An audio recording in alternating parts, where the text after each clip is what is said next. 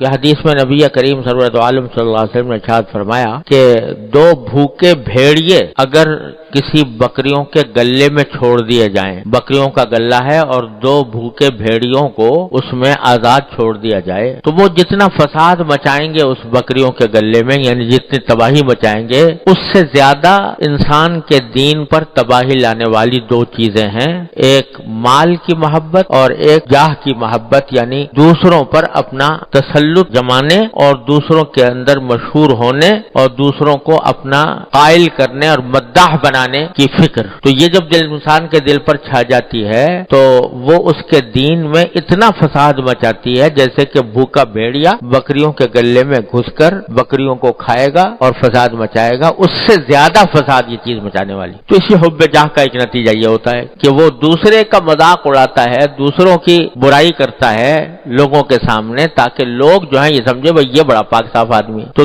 دوسروں کے اوپر اپنا سکہ جمانے کی خواہش، اس کو حب جاہ کہتے ہیں۔ اور ہمارے حضرت والا حضرت عارفی قدس اللہ تعالیٰ سرہ فرمایا کرتے تھے کہ یہ ایسی بے بنیاد چیز ہے حب جاہ کہ اس کا سارا تعلق، سارا بھروسہ دوسرے پر ہوتا ہے۔ دوسرا مجھے اچھا سمجھے، دوسرا میرے مرتبے کو پہچانے، دوسرا میری تعریف کرے، دوسرا میرا مداح بنے۔ اب دوسرے پر اختیار ہے نہیں، دوسرے کے اوپر کیا اختیار کہ وہ اچھا سمجھے گا یا برا سمجھے گا، وہ تعریف کرے گا یا برائی کرے گا، اس پر کیا اختیار؟ تو ایک ایسی چیز ہے یہ کہ جس کا کوئی اختیار انسان کے پاس ہے نہیں، اپنی سی کوششیں کرتا رہتا ہے کہ اس کے نتیجے میں مجھے لوگ اچھا سمجھیں اور لوگوں کے اوپر میرا سکہ جمے، اس کے لیے کوشش تو کرتا ہے، لیکن اس کے باوجود کیا بھروسہ ہے کہ دوسرا واقعی سکہ جمائے گا اپنے دل پہ تمہارا؟ کیا واقعی وہ تمہیں اچھا کہے گا؟ کیا تمہیں واقعی وہ اچھا سمجھے گا؟ اور اگر فرض کرو کہ اس نے تمہاری تعریف کر بھی لی اور تمہیں اچھا سمجھ بھی لیا اور تمہارا مرتبہ پہچان بھی لیا، تو نتیجہ کیا نتیجہ نہیں ملا؟ وہ تمہیں جنت میں لے جائے گا، تمہیں گناہ سے بچا لے گا، تمہیں جہنم سے بچا لے گا، عذاب قبر سے نجات دے دے گا۔ کیا کرے گا؟ اگر اچھا سمجھ بھی لیا اور اس نے تمہاری تعریف کر بھی دی تو کیا ہوگا؟ نتیجہ کیا نکلے گا؟ تو حضرت فرماتے ہیں اللہ تعالیٰ ان کے درجات بلند فرمایا کرتے تھے کہ آدمی ذرا سا اگر یہ سوچ لے کہ اگر دوسروں میں میری مقبولیت ہو بھی گئی، شہرت ہو گئی، مقبولیت ہو گئی، لوگوں پر میرا سکہ بیٹھ گیا، تب بھی کیا ہوگا؟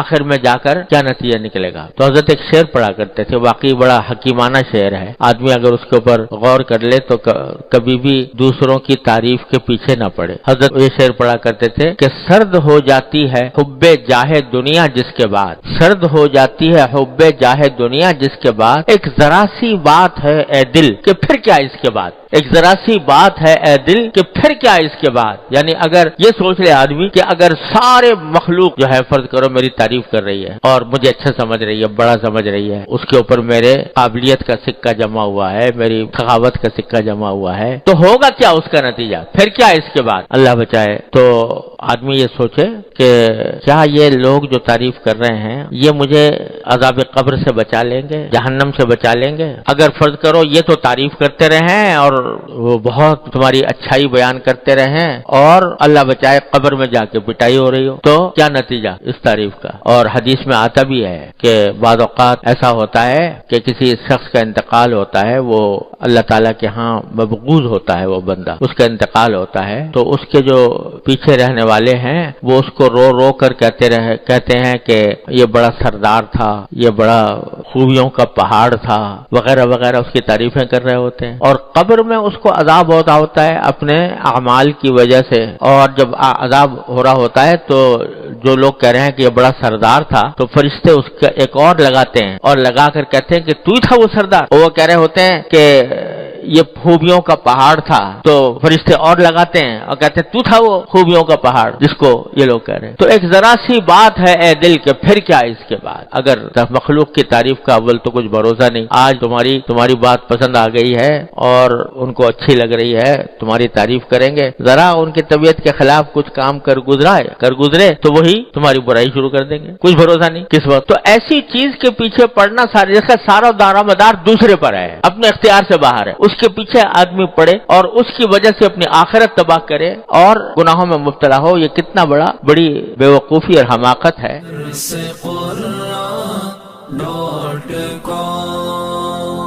www.darsequran.com